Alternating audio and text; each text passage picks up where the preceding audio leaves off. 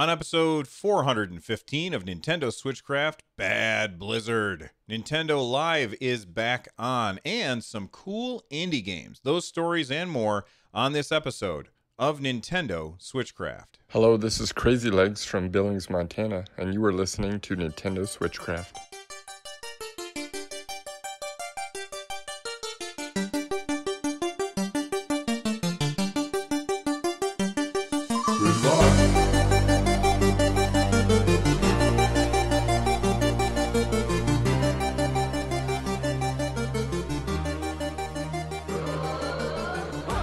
Hey everyone, welcome back to Nintendo Switchcraft. It is brought to you live every Monday, Wednesday, Friday, and Saturday. You can tune in live over at twitch.tv/runjumpstomp. This episode of Switchcraft is made possible by patrons like you, and I forgot to update the Patreon, so I'm just going to pick a random patron from here. Todd H. Todd H., thank you very much for being a patron of the show. If you want to be a patron of the show, head on over to patreon.com/runjumpstomp, and you can get the episodes ad-free for as little as $1 a month. Again, that address is patreon.com/runjumpstomp. If you want to leave a voicemail like Crazy Legs did at the beginning, that's funny. I think he's been on here twice recently because the random button picked him. Leave a voicemail for the show by heading to runjumpstomp.com/voicemail from any device, and I may even play it on the show. This week we got this episode, I don't think we got tons of stuff to cover, so I do think it will be a shorter than average episode. However, one story is kind of big, so let's just jump right in and see what it is that we're going to talk about. Now let's start with Blizzard. I kind of went back and forth on whether or not I wanted to cover the controversy around what Blizzard did with Hearthstone in any on this show. I wasn't sure if I really wanted to talk about it, but we're about to have a big Blizzard game released on the Nintendo Switch, and I have always kind of been a champion of Blizzard. I've always said, listen, these guys make really good games, you should buy their games, you should support them. And I'm not going to go so far as to say that you shouldn't buy their games and you shouldn't support them because, well, I'll explain why in a second. But I definitely think that you should give pause and think about where it is that your money's going when you buy a game from Blizzard. Now, if you have not been paying attention to the gaming space, you might not be aware of all of the controversy that is going on. So I'm going to give you the quick and dirty version of it. I'm not going to go into too much detail. There was a Hearthstone tournament. During the Hearthstone tournament, one of the competitors was they were interviewing him. So they had a couple of hosts interviewing this guy, and he was wearing a gas mask, and he was wearing it in support of Hong Kong, which right now is basically being subjected to Chinese will. And a lot of people are very unhappy about that, and I can understand why. Hearthstone player, whose name I forgot right now, they said free Hong Kong or something. They said some pro Hong Kong messages, and Blizzard killed the stream. They told that player, you're not allowed to, they banned him for a year. And they took his winnings that he earned by playing the game away. They said, you're not getting your winnings. In addition to that, while he was giving his pro Hong Kong speech, the two casters, if you ever watch esports, they have casters which they talk about what's going on, kind of like color commentators in regular sports. The two casters kind of ducked down and hid behind their monitors. Blizzard fired them and said that they're not going to be doing anything with Blizzard in the future. Now, why would Blizzard do this? Well, the main reason, I believe, is because the Chinese market is very important to Blizzard's bottom line. And if the Chinese government decides that they're unhappy with how Blizzard reacts, then they can say, all right, World of Warcraft, Overwatch, Hearthstone, Diablo, all of your games are now banned in China, and you can no longer sell your games to our people, which means that Blizzard's bottom line would take a serious hit. And as a publicly traded company, that is something that would be very bad for them, because suddenly their stock would be worth a lot less. And the higher ups at Blizzard, like, the stock market would react to something like that, and Blizzard's share prices would drop big time. Blizzard's shareholders would be very, very upset about that. And I'm sure that the top brass at Blizzard also own stock in the company. So that means they would lose a lot of money as well. So while I disagree with what Blizzard did, I also completely understand why they did it. I still think that their reaction to this was really, really bad. And a lot of people also agree. Like, there were Blizzard employees who they took some umbrella photos. The umbrella is like a symbol of protest over in Hong Kong. So they took some umbrella photos out in front of one of these statues. I think there's a statue of an orc out in front of Blizzard HQ, and they took a bunch of them out there holding umbrellas to support Hong Kong. There is this orc a statue out front, and around that statue there are certain things that are said, like the tenets of Blizzard. And one of those things is everybody has a voice. And people went out there and they taped like paper to cover that up, saying, look, it looks like maybe not everybody has a voice here. And it's really kind of sad to see things go this way for a video game company that I have a lot of respect for, to bend to the will of the Chinese government and put that over free speech. That really feels ugly to me.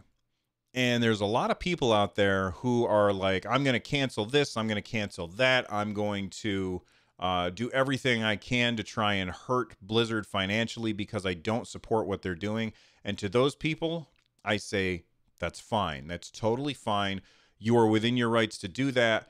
And if it makes you feel better, then by all means do that. I also do think that by voting with our wallets, we might be able to impact Blizzard in a way to make them perhaps sit up and change their mind. I don't know if that will actually happen, because the amount of money that we would have to take away from Blizzard in order to affect them enough so that they could not look at the Chinese dollars or whatever their currency is, not look at that money over there that they would be missing out on if they get banned in China. A lot of people would have to leave. And I know that there's a lot of people who are saying that you should no longer use Blizzard's products because of this. And I totally understand that. But you also have to think about all the other companies who have tolerated Chinese censorship. And I'm talking about gaming companies, tech companies. There's a lot of companies out there who have tolerated Chinese censorship in order to make a buck in the Chinese market. And I'm not going to list them all off, but there's a lot of them. We're talking like Apple, the NBA. Like, there's a lot of companies whose products we use that get sold in China because those companies allow China to censor them in China. And that is not cool. But if you're going to ignore Blizzard, or not ignore Blizzard, if you're going to boycott Blizzard because of this, then you should probably also do some research and find out what other companies have done this as well, and be ready to boycott them too. And I think that what you will find is a very large number of the things that you use, the services that you like, and the gaming companies that you are fans of, you will probably be surprised at how few of them are doing the right thing.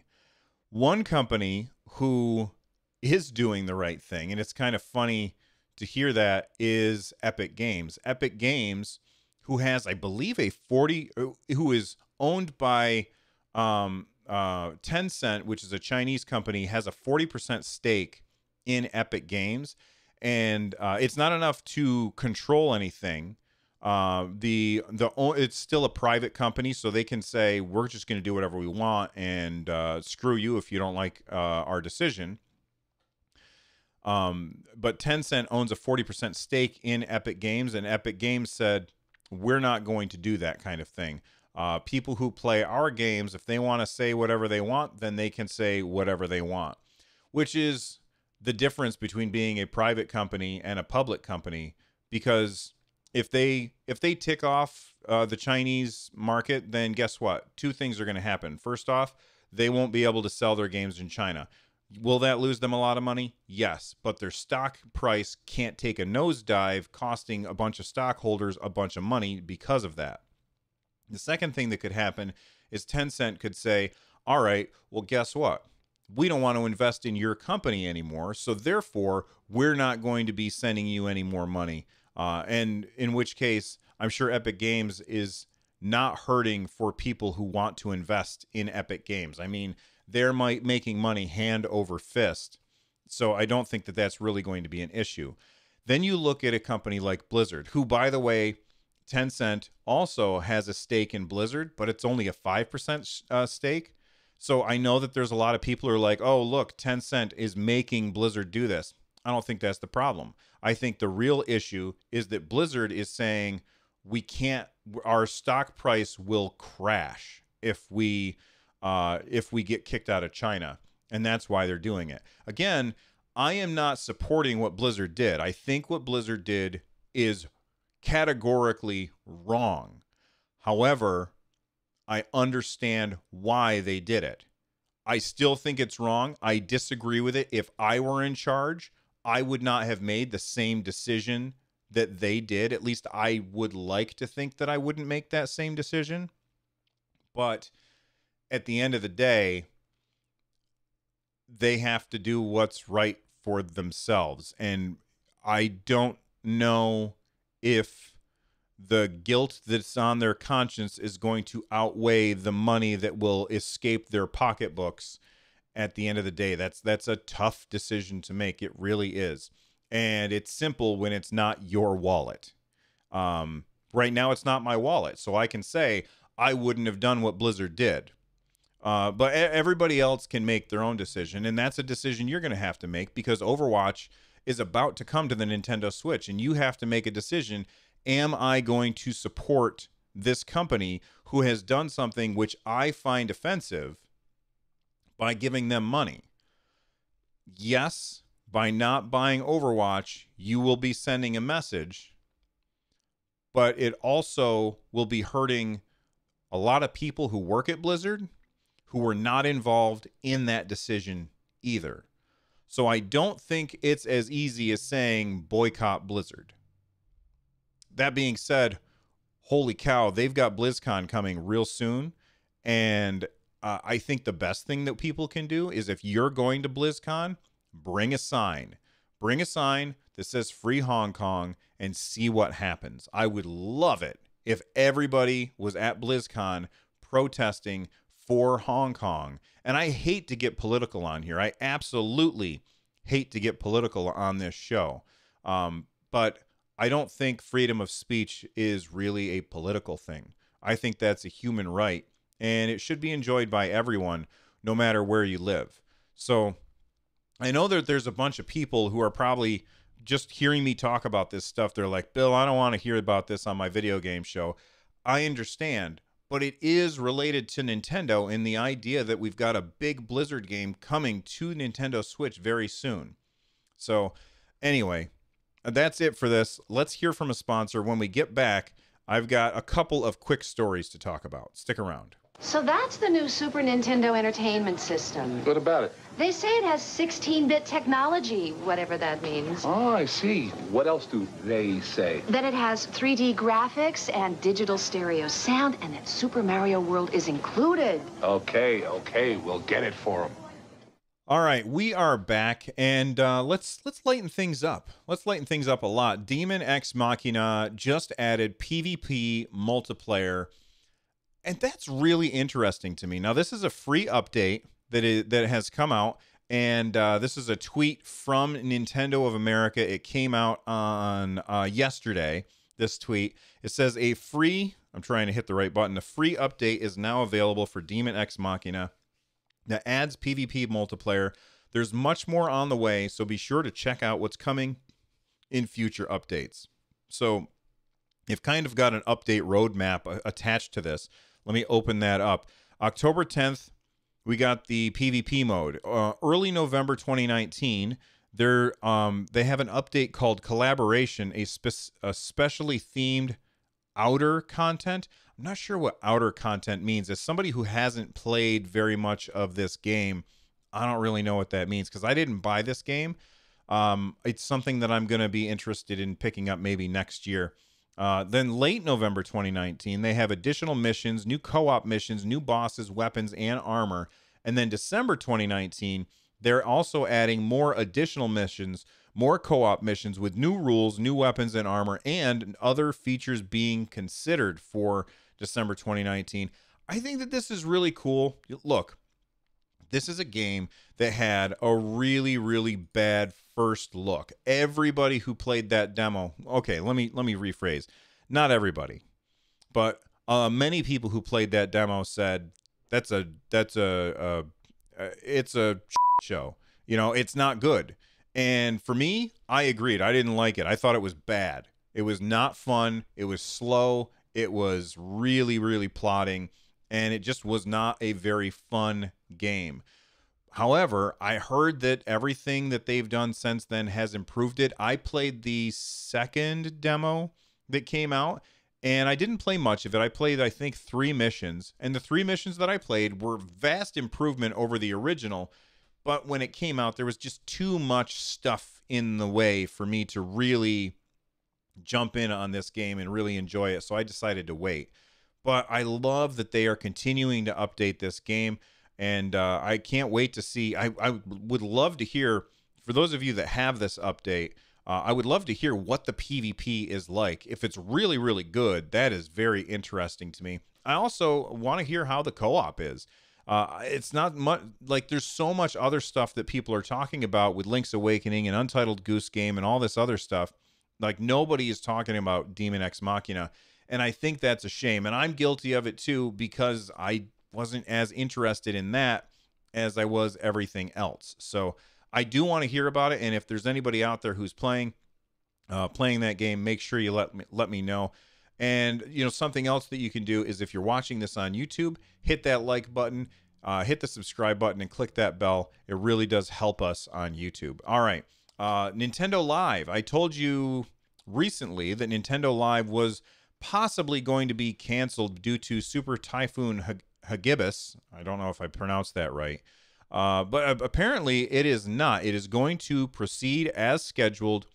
They may be delaying the opening time. However, it could all change depending on what happens with that typhoon. And if you want to know more about it, go to JapaneseNintendo.com and JapaneseNintendo.com/tag/Nintendo-Live to get more information about that. But according to JapaneseNintendo.com, Nintendo Live 2019 is not canceled. Of course, everything could change. Hurricanes do. Typhoons. It's still it's the same thing as a hurricane. Typhoons are unpredictable. That's why the path tends to widen as you go out. It's because we don't know what they're going to do over time. Well, most of us don't know what they're going to do. All right. There's 2 games that I want to talk about real quick. First of them is called Reventure. and it is this side-scrolling roguelite kind of game where it's so weird. Okay, so each time you play the game, the world doesn't change. Each time you play the game, you change. And I didn't really know much about this game, and I started playing it, and it made me laugh a lot. Unfortunately, my first look video, I didn't realize this when I uploaded it, but my first look video, my camera, where you can see like me, is kind of covering up some of the important part of this screen, which is really irritating. I wish that I had paid better attention to that. But hey, what are you going to do? But I'm just going to tell you a little bit of what happened. I was playing, and one of the first things that you do is there's a room with a king in it, as there are in many RPGs. And I go into that room, and I'm like, okay, I'm going to go talk to the king. And I walked up to talk to the king, and I pushed the interact button thinking that it would have him talk to me. And my character, who is named Tim, leaned in and gave the king a kiss. So then the king and Tim got married, and it was like, congratulations, you finished the game. And I was like, what the hell is going on? The game has over 100 different endings, and that was one of the endings. So then I go back in to play the game again, and now instead of just being Adventurer Tim, I am now Queen Tim, and they changed me from having a green outfit to having a pink outfit. So now I'm Queen Tim. My character doesn't jump as high as Queen Tim. So not only is my sprite different, but the game also plays a little bit differently.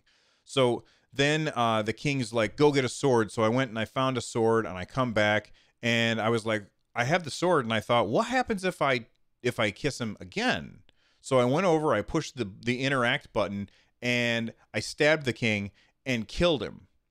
And I became King Queen Tim. The humor in this game is awesome, and I highly recommend you check out my first look video. Even though the camera is covering up some of the action, it's still like you get to see my reaction. It is very, very funny. I played for about 8 minutes, and I was like, no more. I'm not playing anymore. I don't want to spoil anything for anybody else. There's over 100 different endings, and now that I think about it, I want to see how much that game is on the Nintendo Switch. So I'm bringing up Nintendo's